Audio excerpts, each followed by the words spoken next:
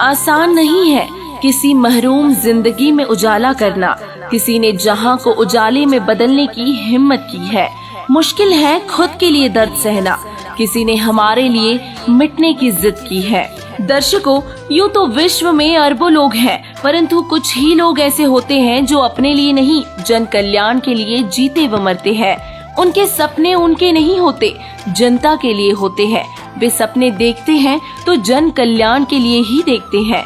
वे ऐसे शूरवीर होते हैं जो समाज में हो रहे अन्याय के खिलाफ लड़ने की क्षमता रखते हैं और विश्व कल्याण की इस लड़ाई को लड़ते लड़ते समाज को एक नई जिंदगी दे जाते हैं, जिससे हजारों वर्षों तक लोग सुख की सांस लेते हैं। दर्शकों, ऐसी जिद, वो उस जिद को पूरा करने का हट उसे महान बना देती है और उसी जिद से जन्म होता है संघर्ष का। दूसरों के भले के लिए वे महापुरुष स्वयं का जीवन संघर्ष करते हुए न्यौछावर कर देते हैं। कुछ लोग सामाजिक सुधार के लिए संघर्ष की लड़ाई लड़ते हैं, तो कुछ महापुरुष सामाजिक सुधार के साथ साथ जनता के कल्याण के लिए अपना जीवन दांव पर लगा देते हैं। गुरु नानक देव जी, मीराबाई, कबीर जी, संत रविदास जी को कौन नहीं जानता। इन महापुरुषों ने जन कल्याण व समाज सुधार के लिए अपना जीवन संघर्ष करते, लोगों की गालियां सुनते हुए बिता दिया और इसी संघर्ष के दौरान गुरु नानक देव जी को जेल भी जाना पड़ा, मीराबाई को भी मौत से जूझना पड़ा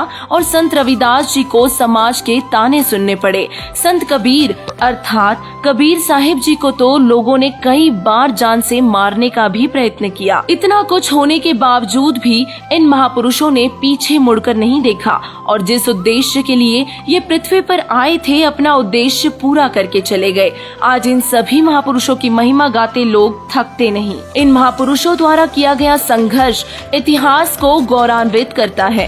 कहते हैं, हिस्ट्री रिपीट्स इटसेल्फ, इतिहास अपने को दोहराता है और आज फिर एक बार इतिहास अपने को दोहरा रहा है। तकरीबन 600 वर्ष पूर्व जिस तत्व ज्ञान का प्रचार करके परमेश्वर कबीर जी ने जनता का कल्याण करना चाहा और उन्हीं लोगों द्वारा किए गए विरोध का भी सामना करना पड़ा, आज वही तत्व ज्ञान संत रामपाल जी महाराज जन जन तक पहुंचाने का घोर प्रयत्न कर रहे हैं। नतीजा वही, संघर्ष हर दिन हर रात, फिर भी बिना डरे, बिना थके, बिना रुके आगे बढ़ते ही जा रहे हैं। संघर्ष की ये इतनी बड़ी दास्तां है जो मानव इतिहास में शायद ही देखने को मिलती है।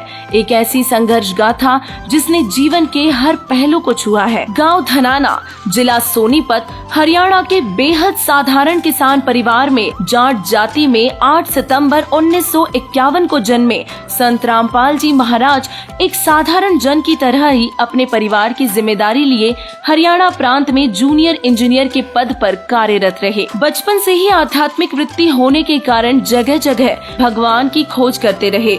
फिर एक दिन प्रभु कृपा से संत रामपाल जी महाराज ने सन 1988 में परम पूज्य स्वामी राम देवानंद जी महाराज जी से दीक्षा प्राप्त की तथा तन मन धन से सद्भक्ति करने लगे। सन 1993 में स्वामी राम देवानंद जी ने संत रामपाल जी को घर घर सत्संग करने व परमात्मा का संदेश भक्तात्माओं तक पहुंचाने की आज्ञा दी तथा सन 1994 में नाम दीक्षा देने का अधिकार दिया और उस दिन से इस संघर्ष की नींव पड़ी। इस नवीन ज्ञान को जन जन तक पहुंचाने के लिए संत रामपाल जी महाराज जी ने गांव गांव, नगर नगर में जाकर इसकी अलख जगाई। परमात्मा के इस निर्मल ज्ञान को समाज में स्थापित करने के लिए अधिक समय व मेहनत की जरूरत को देखते हुए सन 1995 में अपनी नौकरी से त्याग पत्र दे दिया। मानव समाज द्वारा की जाने वाली भक्ति व साधना को सभी धर्मों के पवित्र सदग्रंथों से तोलकर आम जनता के रूबरू करना शुरू किया। गलत रूढ़िवादी परंपराओं की निरर्थकता को उजागर किया। लोकवेद द्वारा की जाने वाली धार्मिक क्रियाओं को सदग्रंथों के माध्यम से व्यर्थ साबित किया और पूर्ण परमात्मा की वास्तविकता को सबके सामने रखा। सभी ग्रंथों को प्रोजेक्टर के माध्यम से खोल खोल कर जनता को उनसे परिचित करवाया, जिस कारण कुछ रूढ़िवादी लोगों ने ज्ञान का जवाब ज्ञान से न देकर हिंसा व निंदा का मार्ग चुना और संत रामपाल जी का विरोध करने लगे। संत रामपाल जी की शरण में आने वाले भक्त समाज को संत रामपाल जी महाराज जी द्वारा बताई हुई शास्त्र अनुकूल भक्ति से बहुत से शारीरिक, आर्थिक मानसिक व आध्यात्मिक जैसे चमत्कारी लाभ हुए, जिस कारण संत रामपाल जी महाराज जी के शिष्यों की संख्या भी बढ़ती रही। गांव-गांव, नगर-नगर में परमात्मा के तत्व ज्ञान को स्थापित करने के लिए संत गरीबदास जी महाराज जी के अमर ग्रंथ को घर-घर में स्थापित किया और संत रामपाल जी महाराज जी ने दिन रात पाठ व सत्संग किए। प्रचार की अधिकता व श्रद्धालुओं की लगातार बढ़ती संख्या को देखते हुए गांव करोथा, जिला झज्जर, हरियाणा में करोथा आश्रम की शुरुआत की, जहां प्रत्येक पूर्णमासी को सत्संग करने लगे और दूर दूर से श्रद्धालु आश्रम में आने लगे। सन 2002 में समाचार पत्रों के माध्यम से आध्यात्मिक लेख लिखने शुरू किए तथा आस्था चैनल पर सत्संग की सीडी भी चलाई व नकली आचार्यों, महंतों द्वारा करवाई जाने वाली शास्त्र विरुद्ध साधना को शास्त्रों से मिलान करके जनता के रूबरू किया। शिक्षित समाज ने ज्ञान को समझा और अपने शास्त्रों से मिलान करके ज्ञान को समझते हुए संत रामपाल जी महाराज जी की शरण में आने लगे व अपने पूर्व धर्म गुरुओं से प्रश्न करने लगे, जिस कारण तथाकथित आचार्य बौखला गए और जनता को बरगलाना शुरू कर दिया व संत रामपाल जी महाराज जी को आम जनता में बुरी तरह बदनाम किया और ऐसे ऐसे आरोप लगाए जिसे सुनकर व्यक्ति कांप उठेगा। उन स्वार्थी तथा कथित गुरुओं और संगठनों ने दबाव बनाकर आस्था टीवी चैनल से भी संत रामपाल जी महाराज जी के सत्संगों का प्रसारण बंद करवा दिया और अनेकों निराधार अफवाहें फैलाने लगे। परंतु फिर भी संत रामपाल जी महाराज परमात्मा का संदेश जन जन तक पहुंचाते रहे, इस तत्व ज्ञान को सुनाते रहे और शास्त्र विरुद्ध साधनाओं से भी अवगत करवाते रहे।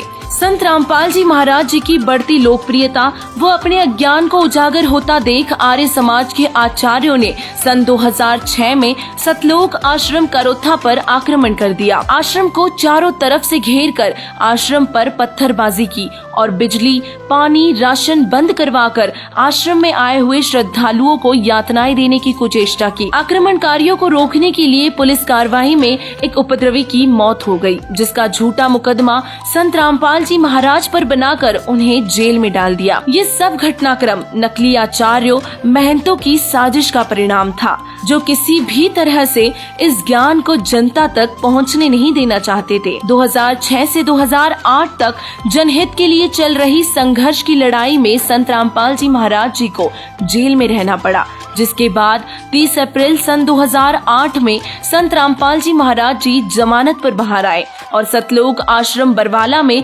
फिर से परमात्मा का संदेश जन जन तक पहुंचाने की शुरुआत की। पहले की तरह ही सत्संग समागम शुरू किए और इंटरनेशनल चैनल साधना टीवी पर भी अपने तत्व ज्ञान का प्रसारण प्रारंभ किया, ताकि भ्रमित श्रद्धालुओं को अज्ञान के अंधकार से निकाला जा सके और सर्व सुख संपन्न करके उनका कल्याण किया जा सके।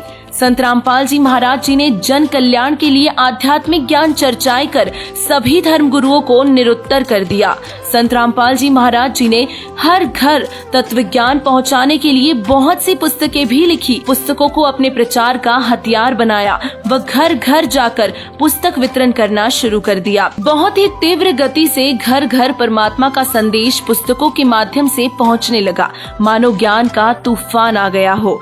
संत रामपाल जी महाराज जी की पुस्तकों ने हर दरवाजे पर दस्तक दी और देखते ही देखते लाखों भक्त संत रामपाल जी से जुड़ते चले गए। गली गली में उनके ज्ञान की चर्चाएं होने लगी और उनके ज्ञान के प्रचार से नकली गुरु सहम गए, जिसके बाद सन 2014 में बरवाला कांड की पृष्ठभूमि तैयार की, जो 2006 में हुए करोथा कांड से जुड़ी हुई थी। और एक बार फिर सत्य की राह पर जन कल्याण के लिए बढ़ते हुए संत रामपाल जी महाराज को स्वार्थी लोगों की क्रूरता का सामना करना पड़ा और चोर को चोर बताने अर्थात सच को सत्य साबित करने पर संत रामपाल जी को पुनः जेल जाना पड़ा। ज्ञान व अज्ञान की लड़ाई में संघर्ष के चलते वर्तमान में संत रामपाल जी महाराज जी जेल में है। सुना है कि सत्य की राह पर बहुत कठिनाइयों का सामना करना पड़ता है, पर आज हम ये देख भी सकते हैं। संत रामपाल जी महाराज जी सच को सच साबित करने के लिए सभी धर्मों के मानव समाज के ही सदग्रंथों से प्रमाण देकर अपनी बात स्पष्ट करते हैं। एक बात को सही सिद्ध करने के लिए अनेकों प्रमाण दिखाते हैं, परंतु फिर भी अन्य धर्म गुरुओं ने उन्हें स्वीकार नहीं किया और ज्ञान का जवाब ज्ञान से न देकर हिंसा के मार्ग पर चल पड़े। संत रामपाल जी महाराज महाराज जी ने जन कल्याण के लिए लंबा अरसा जेल में बिताया है। अज्ञानी गुरुओं, आचार्यों व उनके भोले श्रद्धालुओं के लगातार विरोध करने पर भी संत रामपाल जी महाराज रुके नहीं और अपने तत्व ज्ञान के प्रचार के लिए सोशल मीडिया को चुना और बड़ी ही उत्सुकता से प्रचार को आगे बढ़ाया।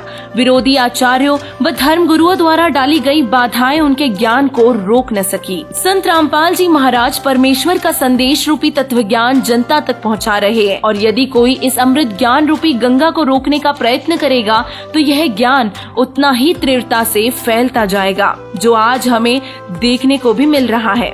आज केवल भारत ही नहीं बल्कि पूरे विश्व में संत रामपाल जी महाराज का ज्ञान पहुंच रहा है। बहुत से श्रद्धालु दिन प्रतिदिन संत रामपाल जी महाराज से नाम दीक्षा लेकर इस जन कल्याणकारी मिशन से जुड़ते जा रहे हैं। संघर्ष की ऐसी गाथा शायद ही इतिहास के पन्नों में दर्ज हो जिसने जीवन के हर पहलू को छुआ हो, चाहे वो सामाजिक हो, आर्थिक हो, राजनीतिक हो या आध्यात्मिक हो। संत रामपाल जी महाराज आध्यात्मिक ज्ञान के प्रचार के साथ साथ समाज सुधार में भी बड़ा योगदान कर रहे हैं। जिनकी दुकानें बंद हो रही हैं, वो आज भी संत रामपाल जी महाराज जी के जन कल्याणकारी मिशन में अवरोध पैदा करने की कुचेष्टा कर रहे हैं, परंतु संघर्ष का ये क्रम लगातार जारी है।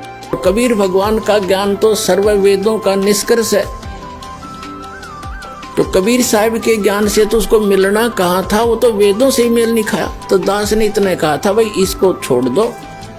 उनके हित में कहा था, कोई उनसे हमने उनका कोई संपत्ति प्राप्त नहीं करनी थी, सिर्फ रास्ता दिखाना था कि अभी तक आप गलती पर हो और ये गलत मार्ग है। महर्षि दयानंद को वेद ज्ञान नहीं था, आप वेद को सच्चा मानते हो, वेद में ही देख लो। अब आम जनता द्वारा समाजी है, वो कौन है? हमारे भाई हैं, बहन हैं, मामा और बुआ के भाई बहन बेटियां हैं। लेकिन ये दुष्ट लोग हैं जो आचार्य है, ये अपने स्वार्थवश उन्होंने ये सोचा कि यदि हमारे समाज के व्यक्तियों को इस सच्चाई का पता लग गया, सारे रामपाल के पास चले जाएंगे, इनका कल्याण हो जाएगा और तुम्हारी दुकान बंद हो जाएगी। ये उद्देश्य लेकर उन्होंने जुल्म ढा दिया। तो ये लोग कभी तैसी नहीं हो सकते, आज तक नहीं हुए ये लोग स्वार्थी। और दास ने परमार्थ में शीश दे रखा है, जेल चाहे जान जाओ, जेल की तो बात क्या है, पर इसको ऊपर लाकर छोड़ूंगा। मालिक का साथ दास के है, सच्चाई को ऊपर लाऊंगा, पूरा विश्व का कल्याण होगा।